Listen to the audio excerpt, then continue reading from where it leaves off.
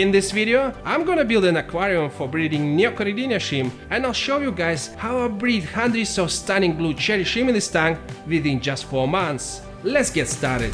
It's not a secret, I have a multi-tank syndrome and I can't afford to buy aquariums, so the most of the tanks I'm building myself, including this one. So I made this tank very shallow, only 10 inches tall, because I'm gonna place it on top of my rack and I don't have much space there. Once I was done with the tank, I built a very simple UGF box in the corner using only 2 pieces of glass. And for the filtration media, I went with lava rock. It has a good amount of surface area and it doesn't leach anything into the water column. This is what we got now, small rocks roughly half an inch size, plenty of surface area for bacteria to colonize, so the next step was to fill our UGF with that small lava rocks we just made.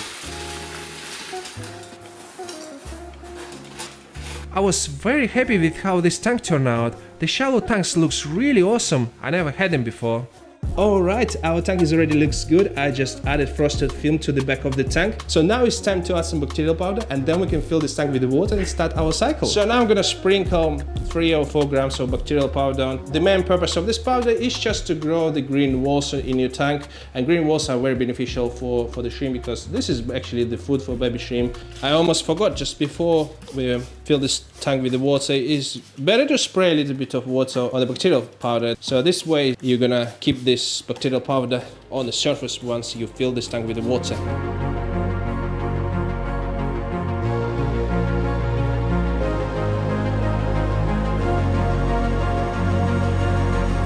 And take a look at this insane result. This tank is just over 1 week old and look at this amazing result. The dust green algae covering everything here. And guys, before I thought we need an active soil to grow this green walls algae. Like in this tank, you see we have an active soil and we have a loss of green walls. So I thought the active soil released that nutrients for green walls to grow. But no, we just need a bacterial powder. That's all we need. Our tank looks now after 4 weeks and it's been fully cycled. I also added some plants inside this tank. You can see I have a hookah moss on the coconut shell. We have a flame moss on top of the UGF and we have a Bucephalandra on lava rock. So it is a perfect breeding setup for Neocorydinia shrimp. And speaking of shrimp, let me show you what we're gonna add here. This guys, here we have 150 of Blue Dream Neocorydinia shrimp I've got from this tank, and they're all going to our new breeding setup. So now let's put them in their new home.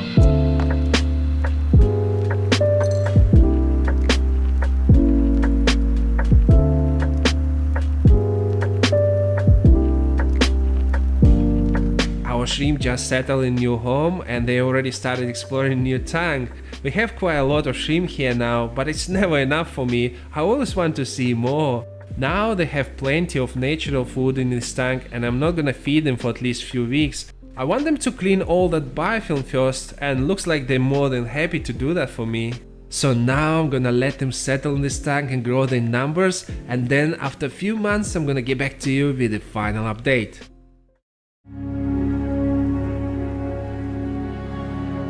And this is how a tank looks now after 3 months. Take a look at this result.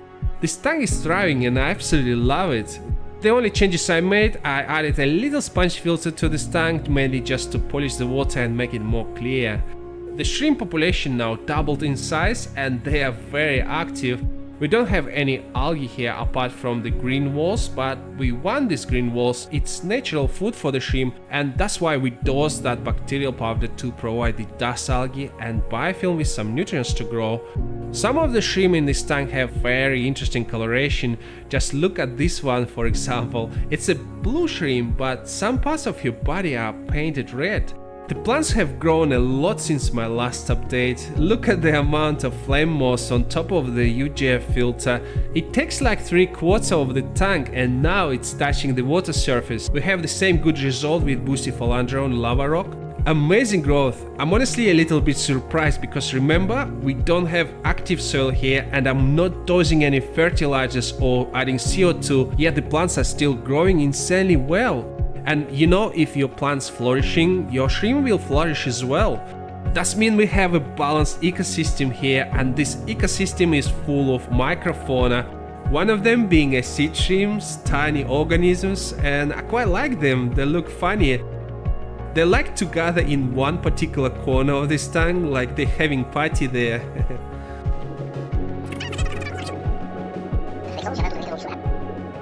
So when I do my water change, I siphon all the waste with the tube from the bottom of the tank, and then I slowly pump fresh water back into the tank to avoid stressing the shrimp. After the water change, I typically sprinkle some bacterial powder on the water surface to maintain algae growth and to feed the baby shrimp. I have lots of shrimp in this tank and they get hungry very quickly, so I feed them daily with solid foods. And this is when the all fun begins, watching hundreds of shrimp rush from every corner of the tank, competing with each other for the food and trying to grab a piece and run away.